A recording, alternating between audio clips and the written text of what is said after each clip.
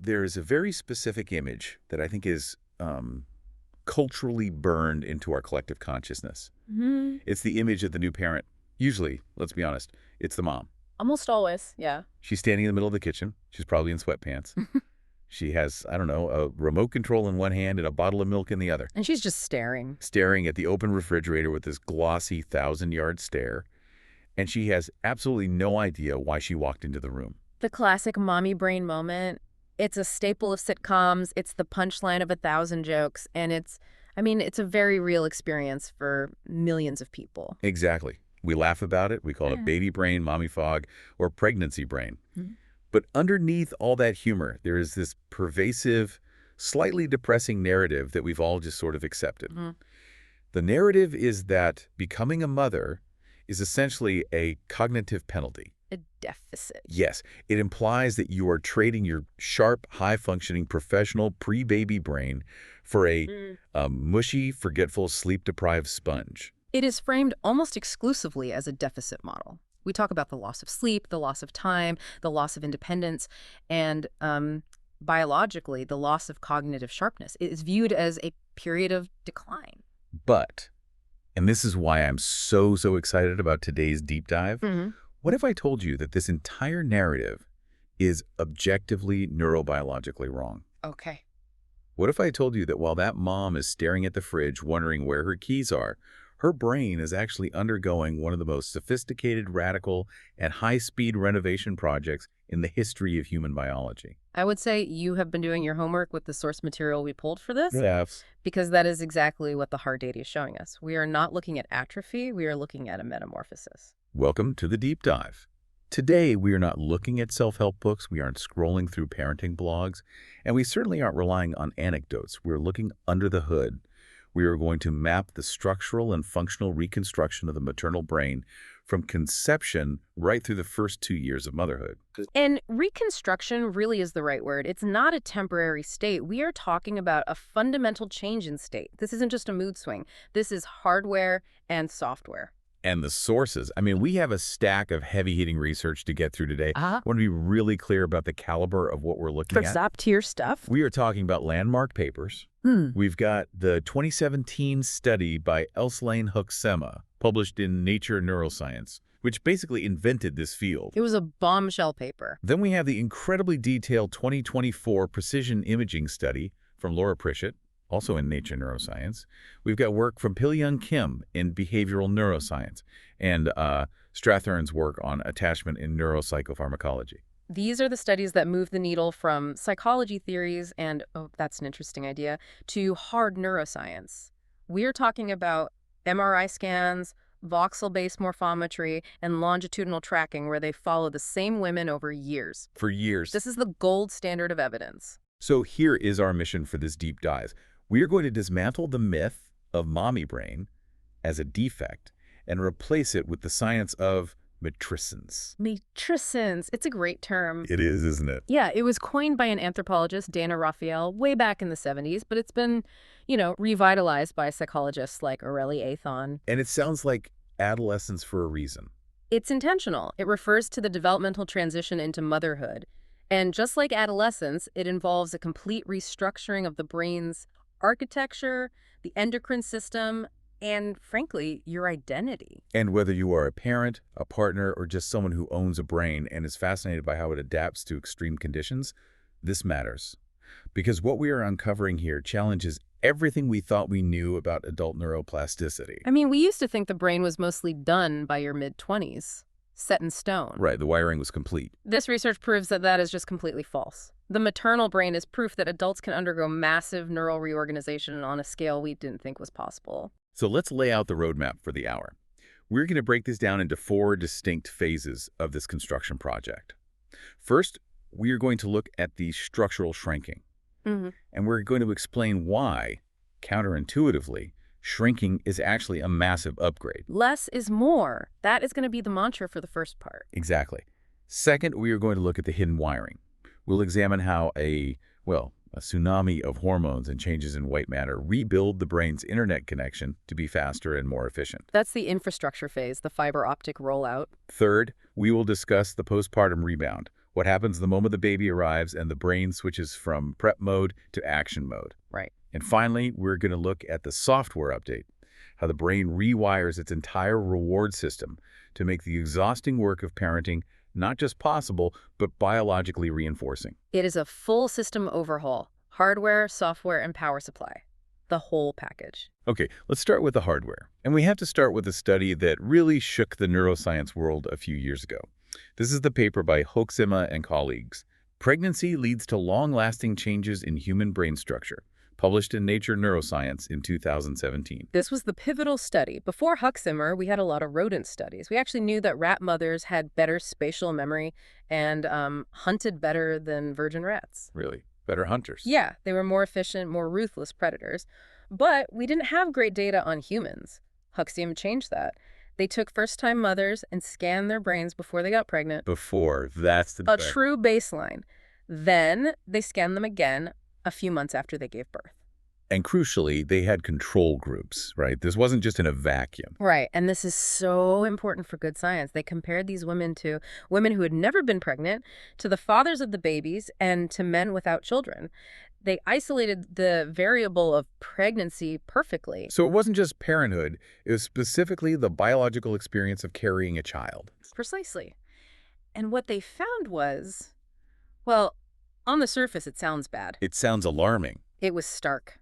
They found pronounced, significant, and long-lasting reductions in gray matter volume. Okay, let's just pause and unpack that phrase, reduction in gray matter. Yeah. If I am a listener, maybe I'm pregnant right now or I just had a kid, and I hear reduction, I am immediately panicking. Of course. I'm thinking brain damage, I'm thinking atrophy, I'm thinking my brain is literally withering away inside my skull. That is the intuitive leap, isn't it? In general medicine, volume loss is usually bad news. We associate it with Alzheimer's, with aging, with injury. Right.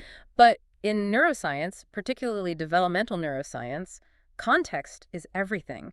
To understand why this is not only good, but a sign of sophistication, we have to look at the other time in your life when your brain shrinks this rapidly. Adolescence. Exactly. Think about a 2-year-old or a 3-year-old child. Their brain is actually much more connected than an adult brain. It has a massive surplus of synapses, connections between neurons. It's just a jungle of connections. It's an incredible jungle. It's incredibly plastic, which is why they learn so fast, but it is also incredibly noisy. It's cluttered. It's like a radio that is picking up every single station at once. So it's inefficient. Yeah. It's doing too much. It's unfocused. Correct. It burns a lot of energy to maintain connections that aren't useful.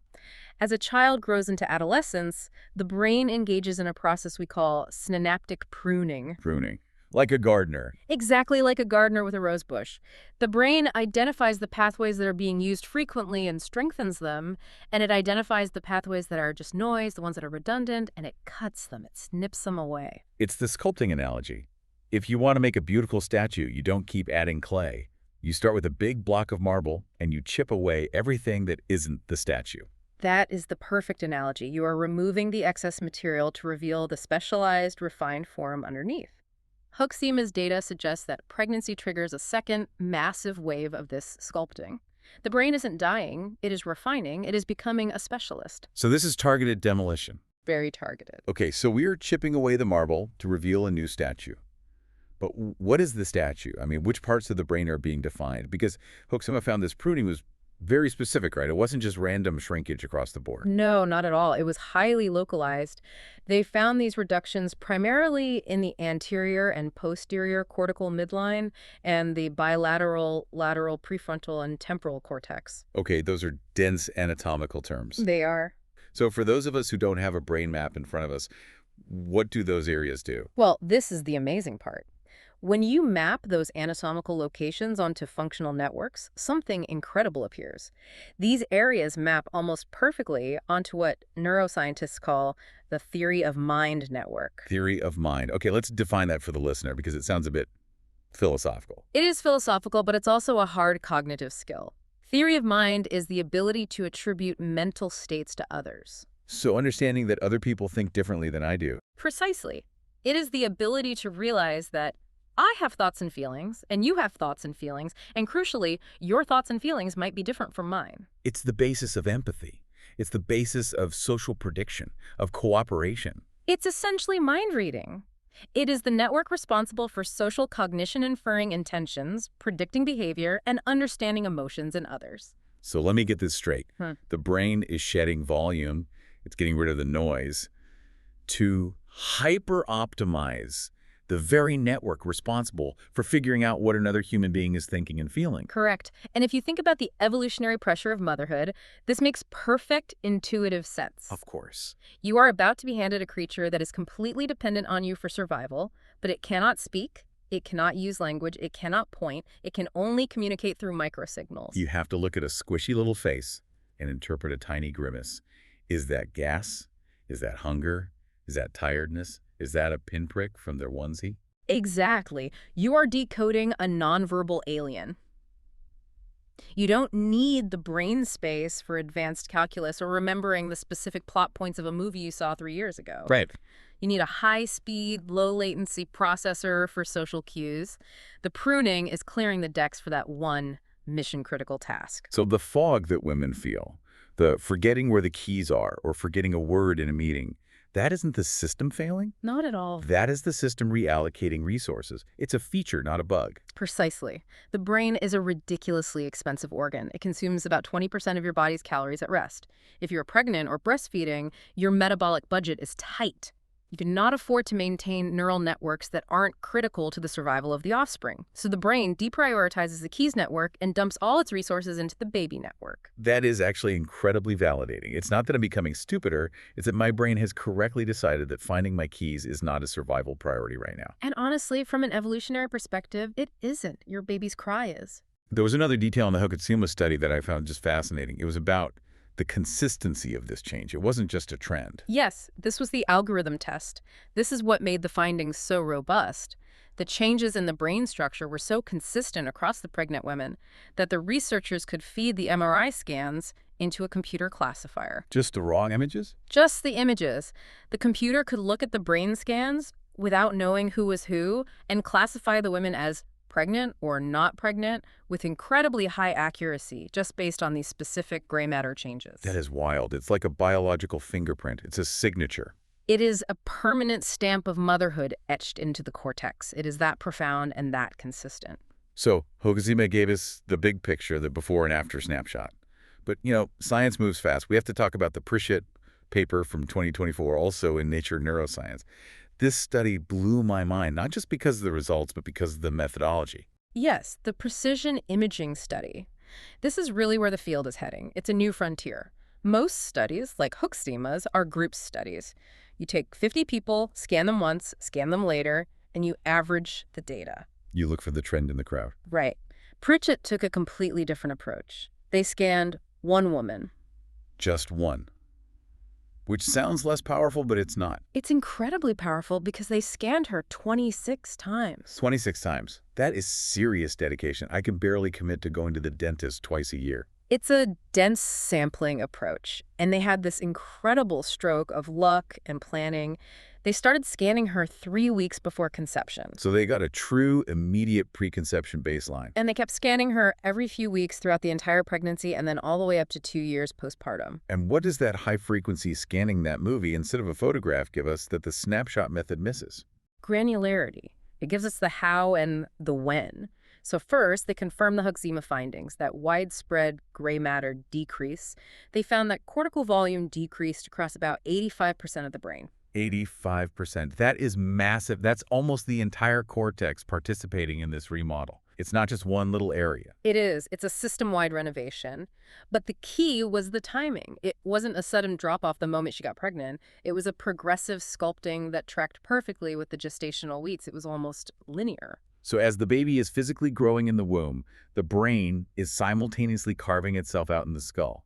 They are synchronized construction projects. That's a beautiful way to put it, yes. Yeah. And because they had this dense timeline, this play-by-play, Pritchett allowed us to look at the drivers. What is the architect behind this construction? And that brings us to the chemical storm. The hormones, we all know hormones go crazy during pregnancy. We make jokes about pickles and ice cream and, crying at commercials. Yeah. But the actual numbers in the Pritchett paper, And another review by Chechko and Nels in 2025 are. Mm. They're hard to wrap your head around. They are astronomical. They defy our normal sense of scale. We are specifically talking about estradiol and progesterone. During pregnancy, the production of these hormones increases by 100 to 1,000-fold. 1,000-fold. Can we just pause on that number? That isn't a surge. That is a planetary shift. It's like changing the composition of the atmosphere. To give you some context, there is no other time in the human life cycle where you see an endocrine event of this magnitude. Not in puberty. Puberty is a gentle hill compared to this mountain. Not even close. Not in menopause. Even if you took a professional bodybuilder on high doses of steroids, you wouldn't see a 1,000-fold biological shift in these specific markers. It is biologically unprecedented outside of gestation. It's a chemical tsunami. It is, and Pritchett found a direct correlation. When they plotted the hormone concentration chart against the brain volume chart, they matched perfectly. They mirror each other. As estradiol skyrocketed, gray matter plummeted. These hormones are the demolition crew. They are the chemical signal that tells the brain, it is time to prune, start cutting the connections, the renovation is a go. So the hormones aren't just a side effect causing nausea or moodiness. They are the primary agents of neuroplasticity. They're literally dissolving parts of your brain structure to reshape it. That is what the data strongly implies. But, and here is the twist that Pritchett uncovered, which is just so elegant. While the gray matter, the processing centers, was shrinking, something else was happening to the white matter. Okay, let's make sure we have our terms clear for the listeners, Ian. If gray matter is the computer chips, the processors, then white matter is the cabling. It's the bundles of axons that connect one part of the brain to another, and they are coated in myelin, which is this fatty white substance that acts like insulation on an electrical wire. It helps the signals travel fast and without losing fidelity. So gray matter is the subway stations, white matter is the tunnels and the tracks connecting them. That's a great analogy, and Pritchett used a technique called diffusion imaging to look at the integrity of these tracks. They measure something called anisotropy. Anisotropy sounds like a sci-fi villain. It does, but it's a measure of flow. Think of it like this. High anisotropy means the water molecules in the brain tissue flow easily and uniformly along the direction of the cable. It's a smooth, efficient, fast highway. Low anisotropy means the road is bumpy or disorganized or leaky. And what happened to the highways during pregnancy? They got a massive upgrade. In the first and second trimesters, precisely while the walls were coming down in the gray matter, the white matter integrity increased. The anisotropy went up. So we are renovating the house, knocking down walls to create a beautiful open-plan living space, and we are installing fiber optic internet at the exact same time. That's it. And not just anywhere. Specifically in two very interesting tracks. The inferior longitudinal fasciculus and the inferior fronto-occipital fasciculus. Okay, those are mouthfuls. Oh. If I'm looking at a map of the brain, where are these and what do they connect? What's their job? Broadly speaking, they are major data thoroughfares.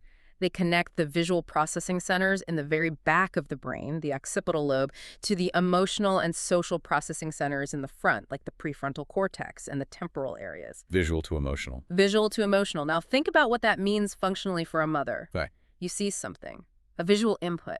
Maybe it's a baby's face turning a slightly different shade of red. Maybe it's a shadow moving near the crib. That visual data enters the back of your brain. It needs to get to the front of the brain instantly to be interpreted. Is this a threat? Is this a need? What do I... Right. Is that my baby or someone else's? Is that a sign of distress or contentment? And then that interpretation has to trigger an emotional and behavioral response.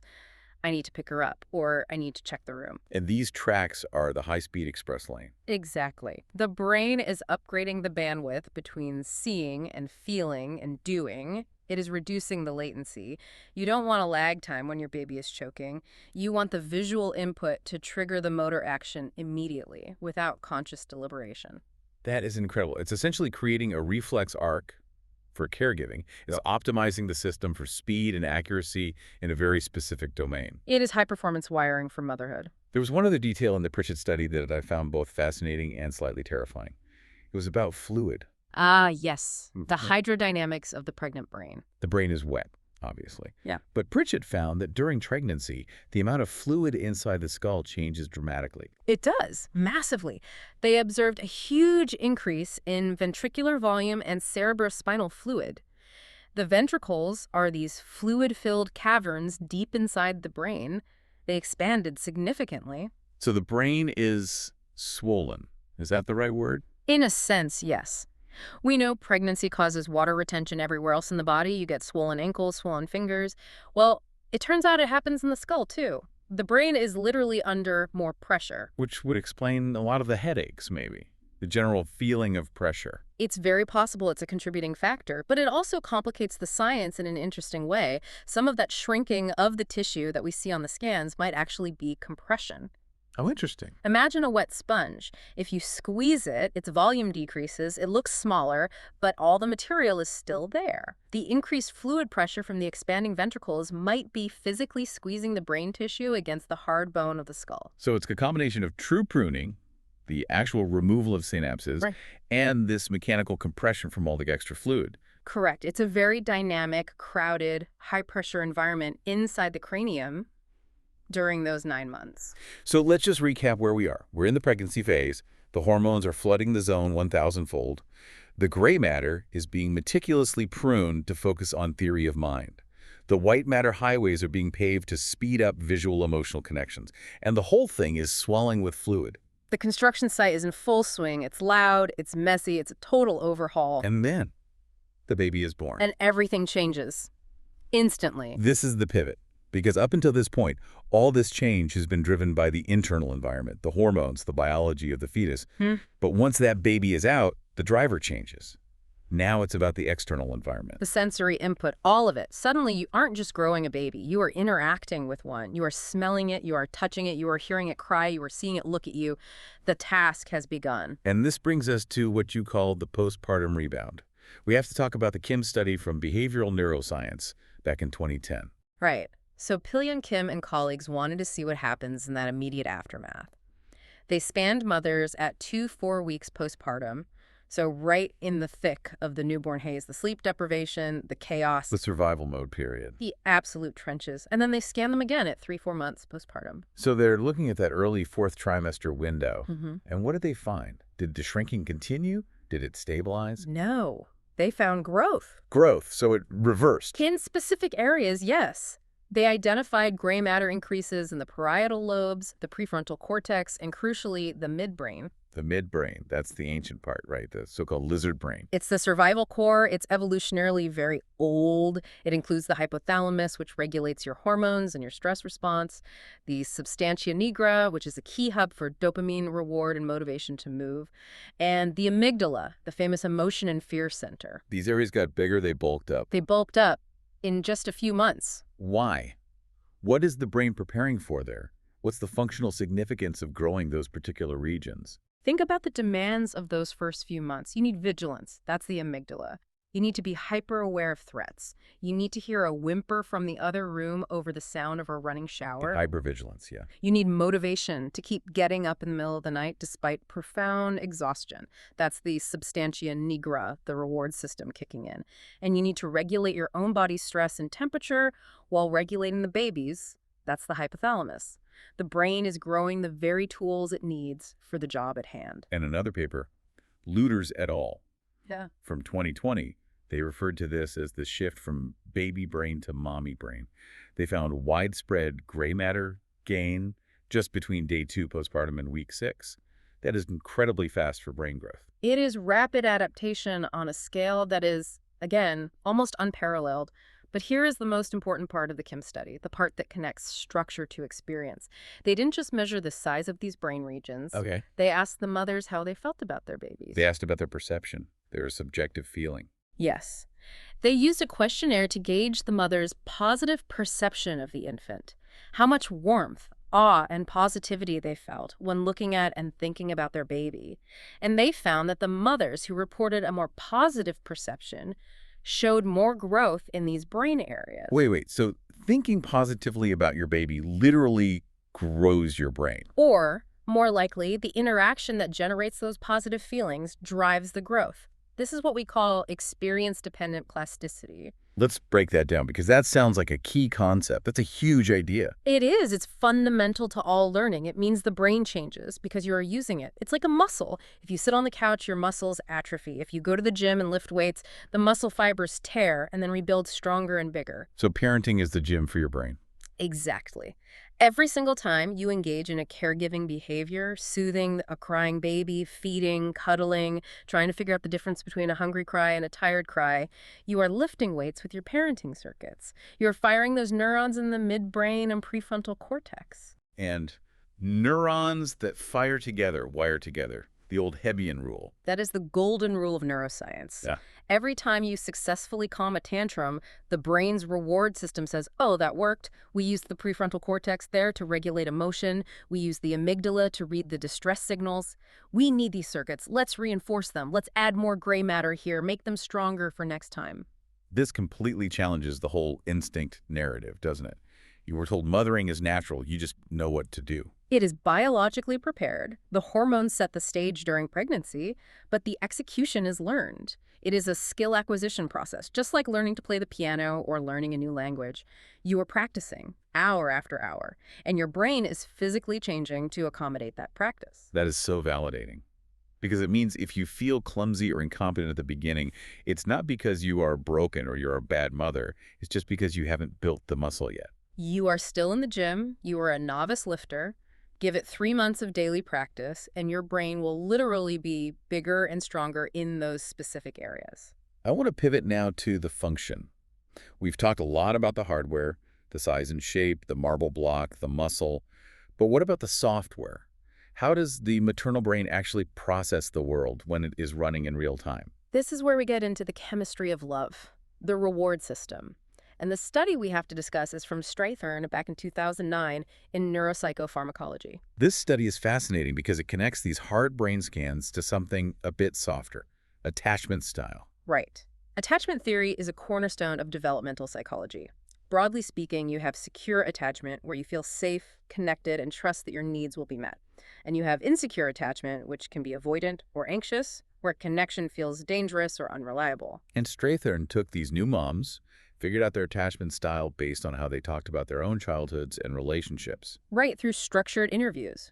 And then put them in an fMRI scanner. And then they showed them pictures. Pictures of their own baby smiling, their own baby crying, and pictures of unknown babies to act as a control. So what happens in the brain of a secure mom when she sees her own baby smile? It lights up like a Christmas tree. Specifically in a region called the ventral striatum. The ventral striatum, that's the dopamine center, right? The pleasure center. That is the reward hub. It's the same area that activates when you eat a piece of chocolate, when you have sex, when you take addictive drugs, or when you win money gambling. It's the brain's yes, do that again button. So for these moms, seeing their baby smile is literally a drug hit. It's a shot of dopamine. Biologically, yes. It is a potent, powerful reward signal. The brain releases dopamine. It feels good. And because it feels good, the mother wants to do it again. She wants to elicit that smile. It powerfully reinforces the behavior of caring for the infant. It's a bribe. Nature is bribing us with dopamine to take care of this very demanding little creature. It's a beautiful bribe, a very effective one. And Strathern didn't just look at the brain. They took blood samples, too. They measured oxytocin. The cuddle hormone, the bonding hormone. Exactly. And they found a lockstep correlation. The mothers who had that strong ventral striatum explosion in the scanner also had higher levels of peripheral oxytocin after interacting with their babies. So the brain fires, the body releases the chemical, the bond deepens. It's a total system lock-in, a positive feedback loop of bonding. And here's the heavy part of the study. That wasn't true for everyone. The insecure mothers. Right. The mothers who were classified as dismissing or insecure in their attachment style, their brains looked different. When they saw their own baby smiling, the reward signal in the ventral striatum was much weaker. The bribe wasn't working as well. But the real difference, the starkest contrast, was when the baby cried. Yes. This is the finding that really stays with me. When the secure moms saw their baby crying, they showed activation in areas related to planning and empathy. Their brains mobilized for action. But when the insecure moms saw their baby crying, they showed massive activation in the anterior insula. The anterior insula. Explain that region for us. What's its job? The anterior insula is a complex region, but it is deeply involved in the processing of visceral negative feelings. Pain, disgust, and a sense of unfairness. It lights up when you touch a hot stove. It lights up when you smell rotten meat. It lights up when you feel you are being treated unfairly in a financial negotiation game. Wow. Okay, so seeing their baby in distress didn't trigger a help signal.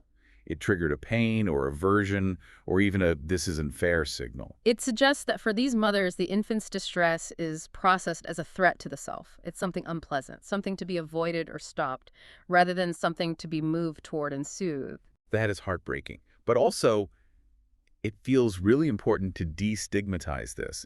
Because if you are a listener and you feel that aversion when your baby cries, you might think you are a monster. Absolutely. This isn't about being a bad person. This is neurobiology. Strathorn's work suggests this pattern might be linked to the mother's own attachment history.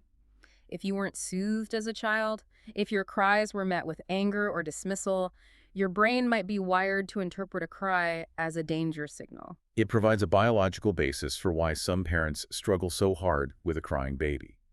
It's not just about a lack of patience. Their brain is literally screaming pain, disgust, threat. Exactly. And understanding that is the first step to changing it. Because remember what we said about plasticity. The brain is changing. Just because that is the default wiring doesn't mean it can't be rerouted with therapy, with support, and with conscious practice.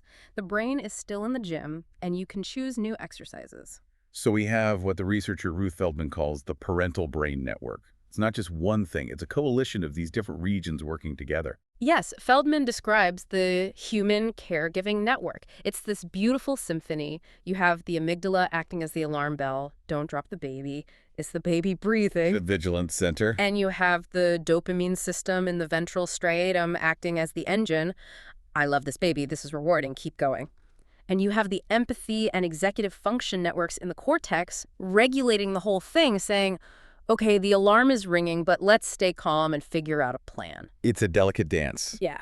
If you have all alarm from the amygdala and no reward or empathy, you get overwhelming anxiety. You become a helicopter parent, terrified of everything. And if you have all empathy but no alarm, you might be negligent to real dangers. You need the balance. You need to be vigilant enough to protect them, but calm enough to soothe them. Yeah. And building that balance takes time and experience. It's a learned skill. And all of this, the pruning, the paving, the swelling, the growth, the rewiring, it raises the big question, the million-dollar question that every parent asks eventually, probably in the middle of the night. Does it ever go back? My kids are getting older. They don't need me to read their micro-expressions anymore. They can just tell me, Mom, I'm hungry.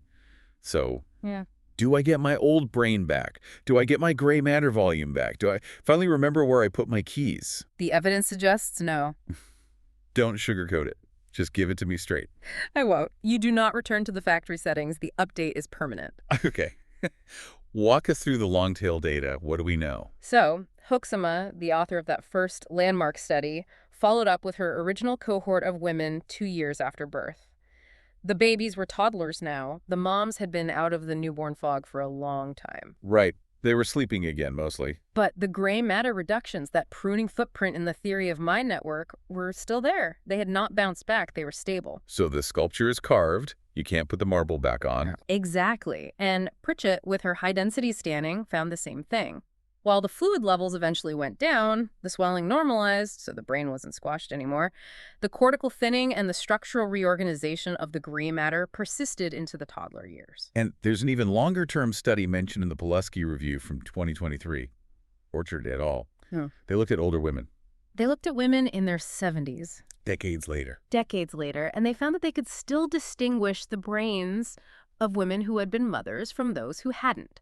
They found traces of these changes, specifically a thinner, more efficient prefrontal cortex 50 years after the fact. So matrescence leaves a permanent physical footprint on your brain for the rest of your life. And this is why Pulaski and others argue that we need to stop thinking of pregnancy as a deviation from normal that you recover from. You don't recover from puberty. No, you just become an adult. Yeah. You don't recover from adolescence.